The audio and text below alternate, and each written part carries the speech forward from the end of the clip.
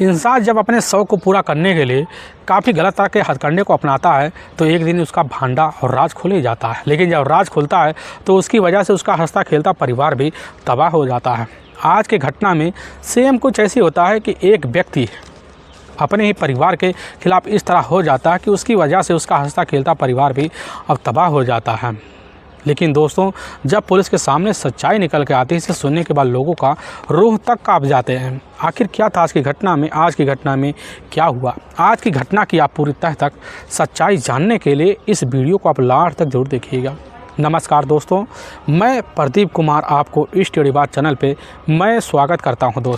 दोस्तों, आज की जो सच्ची घटना है या घटना सुनाने से पहले मैं आपसे एक छोटा सा रिक्वेस्ट करना चाहता हूं, क्योंकि आप अगर इस चैनल पर नए आए हुए हैं, पहली बार आए हुए हैं, तो एक बार जाकर आप अपने इन्हीं प्यारे हाथों से आप इस चैनल को सब्सक्राइब ज़रूर कर लीजिएगा, ताकि आपकी वजह से आज जो वीडियो काफ़ी लोगों तक पहुँचाया जा सके, और उसके लिए हम आपके तहे दिल से शुक्रगुजार रहेंगे। दोस्तों, आज की जो सच्ची घटना है, यह घटना ठीक उत्तर प्रदेश की राजधानी पड़ती है लखनऊ, और ठीक उसी का ही एक निगोहा कस्बा लगता है, और उसी का ही भगवानगंज एक गांव पड़ता है, और उसी ही गांव के रहने वाले होते हैं सरकारी कर्मचारी जो रिटायर होते हैं सत्यनारायण, जिसकी उम्र 60 साल के आसपास होता है।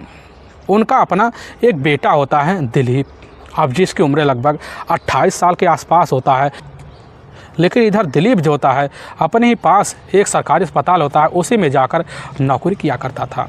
इसी बीच दिलीप की जो अपनी पत्नी होती है रागनी के टोटल एक ही बेटा होता है, जिसकी उम्र लगभग 1.5 साल के आसपास होता है। अपनी बेटे के साथ रहकर रागनी और दिलीप बड़ी खूबसूरत ज़िंदगी निकाले जा रहे होते हैं। वक्त बड़ी तेज़ी से इनका भी भागना शुरू हो जाता है।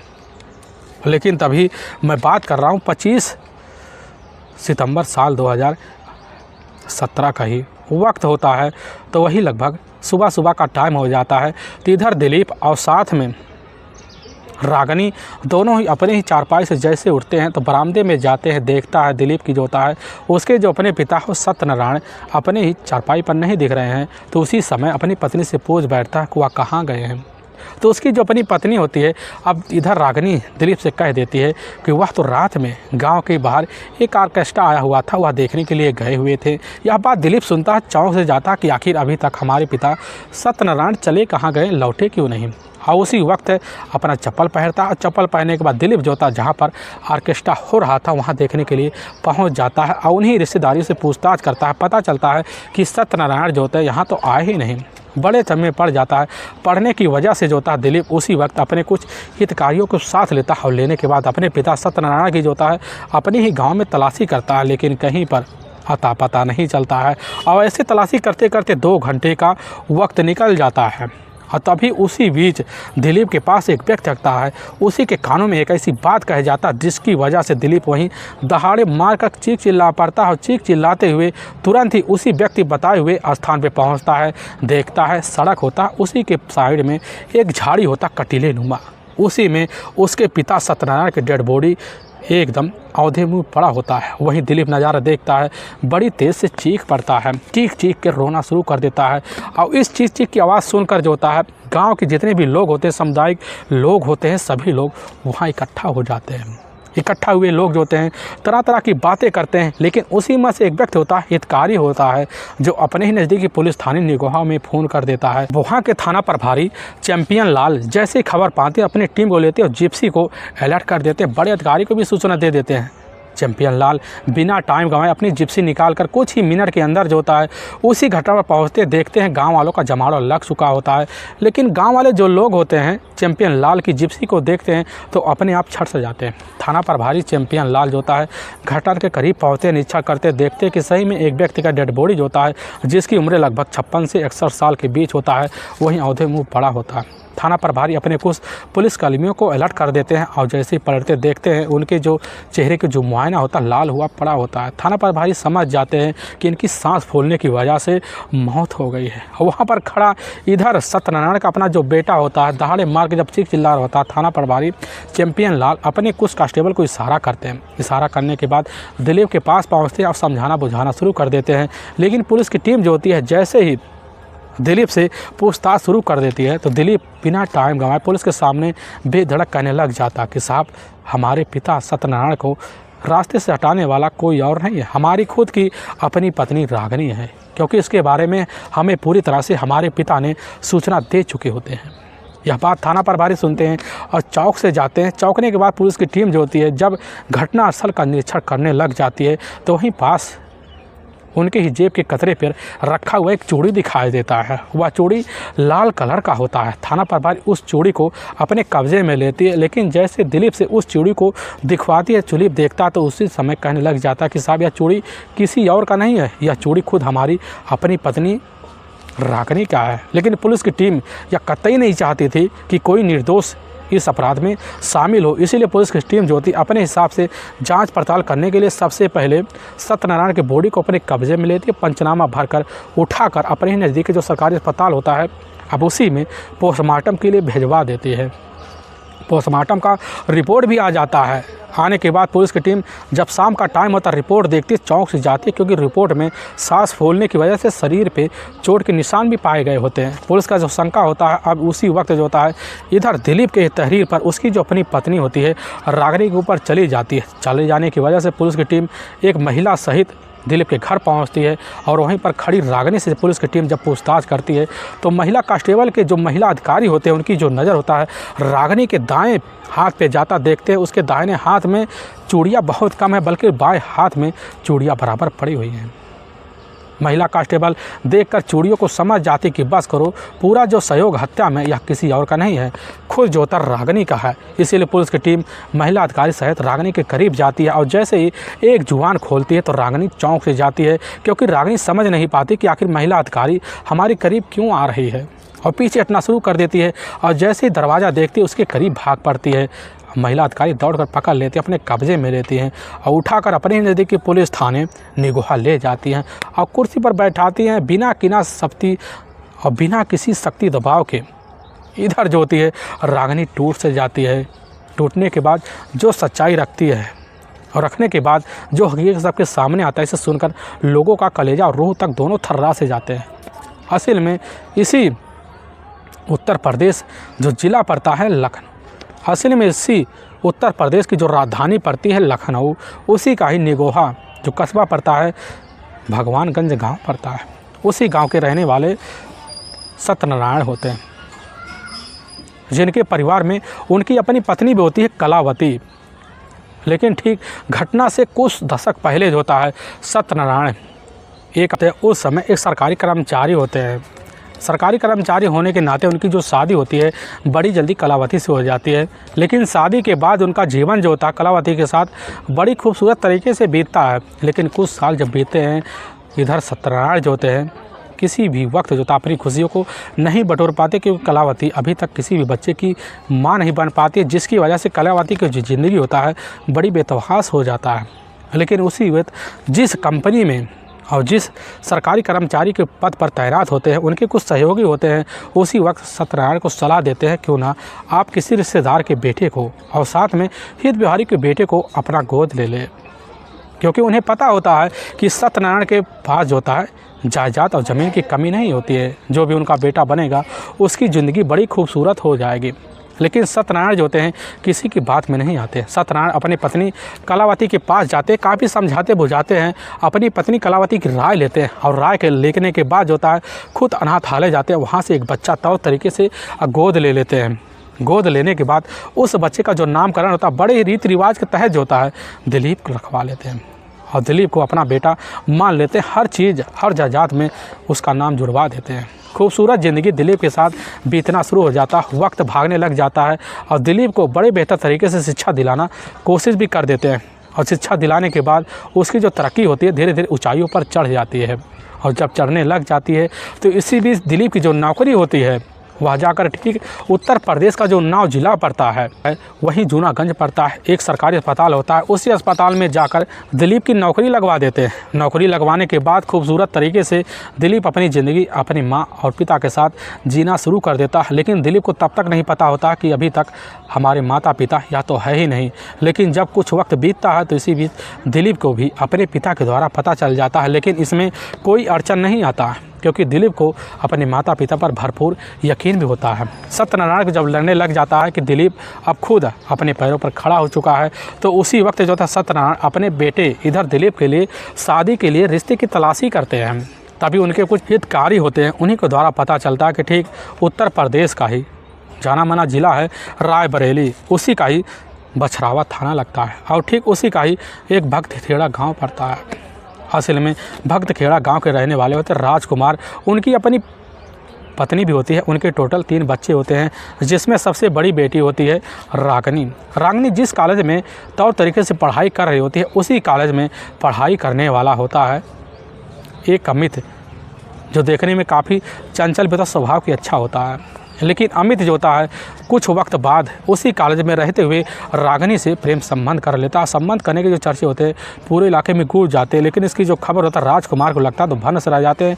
तो उसी वक्त अपने परिवार की लोज लाग बचाने के लिए खुद जाकर अपनी बेटी रागनी के लिए रिश्ते की तलाशी करते हैं। लेकिन रिश्ते की तलाशी करते करते इसकी जो तलाशी का जो वक्त होता है ख़त्म होने के कगार पर पहुंच जाता है, क्योंकि उस वक्त सत्यनारायण अपने बेटे दिलीप के रिश्ता लेकर अब इधर रागनी के पास पहुंचते हैं। रागनी के साथ रिश्ता तो हो जाता है और रागनी अपने ही ससुराल में तो चली जाती है, बड़े तौर तरीके से अपनी ज़िंदगी गुजारने लग जाती है। लेकिन शादी के जैसे ही कुछ वक्त बीतता है तो रागनी का अपने ससुराल में मन नहीं लगता, क्योंकि अपने प्रेमी अपने यार अमित के बगैर और उसी वक्त मिलने के लिए काफ़ी षड्यंत्र रचती है और षड्यंत्र के तहत जोता कैसे न बहाना मारकर अमित को अपने ही घर में बुलाती, फिर अपने ही घर में पिछले वाले दरवाजे से गुस्सा कर अपने ही बेडरूम में अमित के साथ रिश्ता कायम करती है। यह सिलसिला जो होता है इधर दिलीप के गैर मौजूदगी में चलने लग जाता है, क्योंकि उसके घर में सिर्फ उसके अपने सास ससुर के अलावा कोई दिन में होता ही नहीं है, क्योंकि उसका जो अपना पति होता दिलीप वह तो सरकारी अस्पताल में काम करने के लिए चला जाता है। हर वक्त अकेली मौका पाकर फ़ोन लगाते ही अमित को अपने घर में बुला लेती और अपनी घटना को अंजाम दे देती। लेकिन इसकी जो भनक होती है यह भनक इधर जाकर सत्यनारायण को लग जाता है कि आखिर जो होता है दिलीप के ससुराल वालों का हमारे ही घर क्यों आना जाना है। लेकिन जब अपने बहू रागनी से पूछताछ करते सत्यनारायण तो यही बात पता चलता है कि करीब होने की वजह से हमारे गांव में काफ़ी रिश्तेदारी है, इसी वजह से हमारे मायके वालों का काफ़ी आना जाना होता है। लेकिन सत्यनारायण और साथ में कलावती जो होते इसके खिलाफ हो जाते, अपनी बहू को काफ़ी समझाते बुझाते हैं। लेकिन ऐसे ही शादी के 3 साल जब बीत जाते हैं तो रागनी का टोटल एक बेटा होता है। लेकिन कलावती को कुछ ऐसी बीमारी लग जाती है जिसकी वजह से कलावती इस दुनिया को छोड़ के चली जाती है।